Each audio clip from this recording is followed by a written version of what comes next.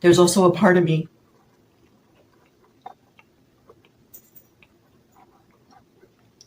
that doesn't want to give up food, the comfort food, not just because it's the only real coping mechanism I've had all these years, and it means giving up my old life, my old habits, my old ways of doing things, but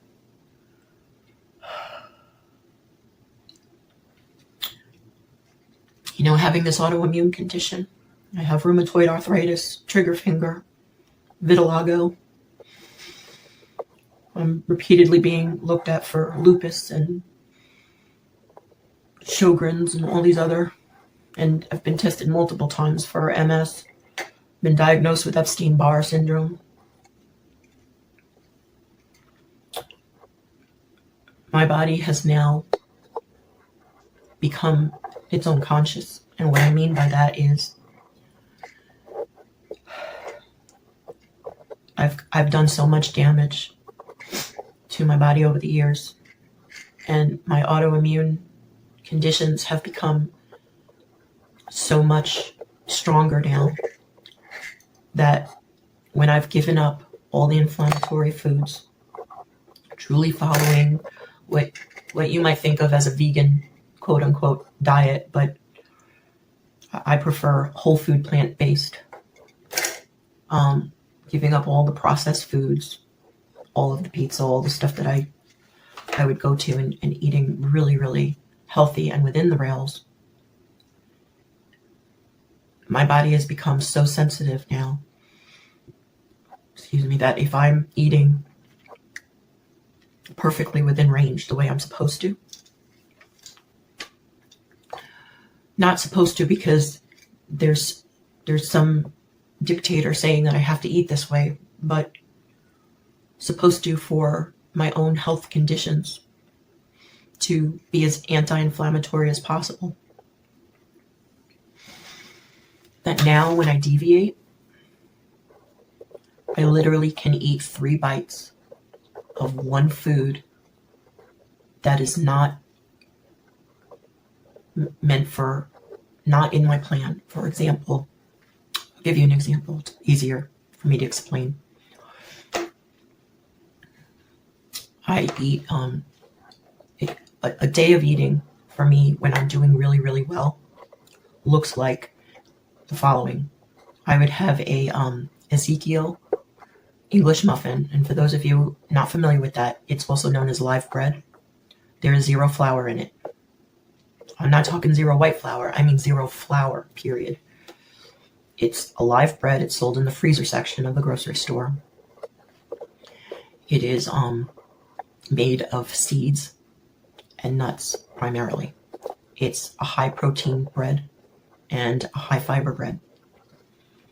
And it comes in English muffins, comes in regular loaves of bread, etc. And you have to keep it in the freezer until you're ready to thaw out just what you want to use. Otherwise you'll get mold. You literally cannot put it in the refrigerator. You have to keep it in the freezer.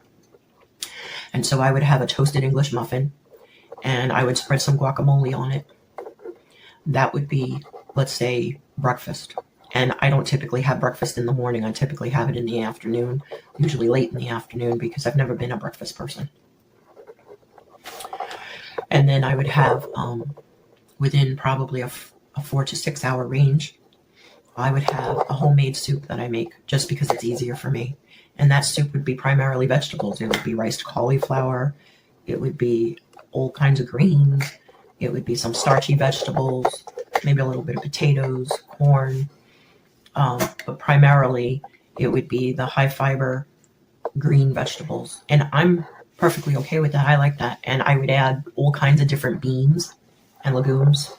And I would add soy-free tofu. I would cut it up into tiny little cubes and throw that in the soup too. And I would get a high fiber, high protein soup.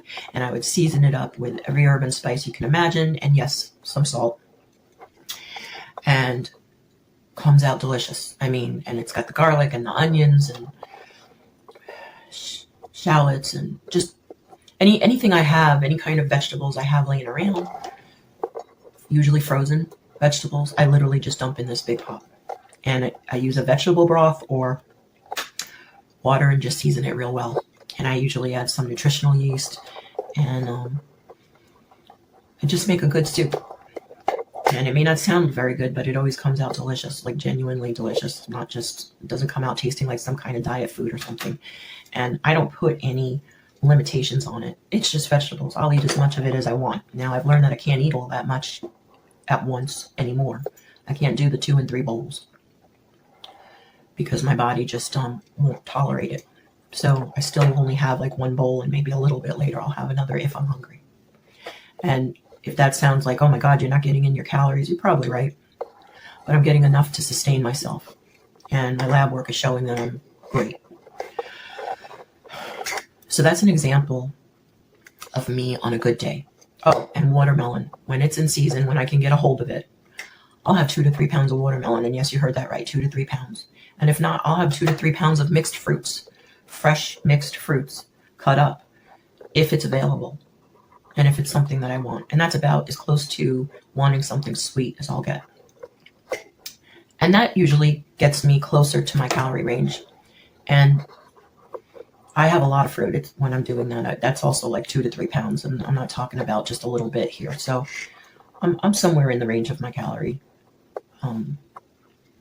range that I should be.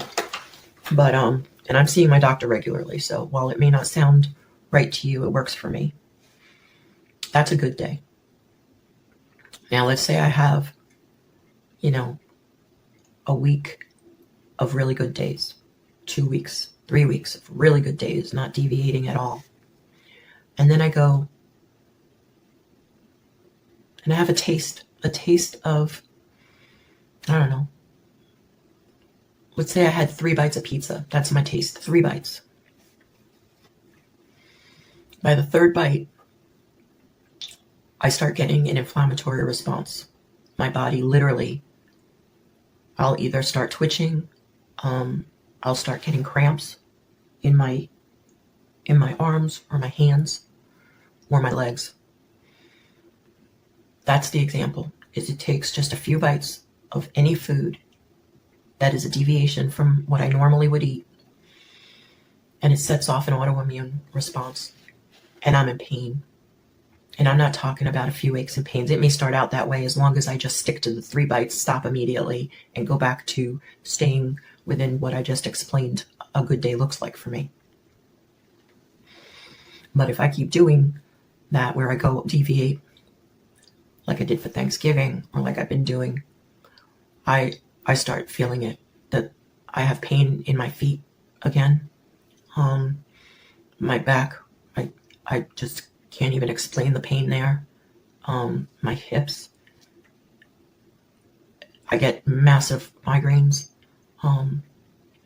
Just my hands stiffen up again. For those of you that may not have followed me in the beginning or remember, before I started the GLP-1, there were about 4 months I couldn't hold a hairbrush to brush my hair.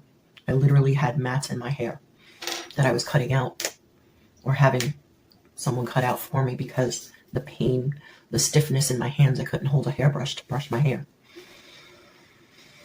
And the GLP-1s, I'm specifically on Zepbound now, but I started out on Wegovy, has given me back use of my hands. But as soon as I bite into these other substances, any kind of processed food, any kind of food that's outside the range of what I said looks like a good day, and I get my trigger finger again, my hands stiffen up, my body stiffens up.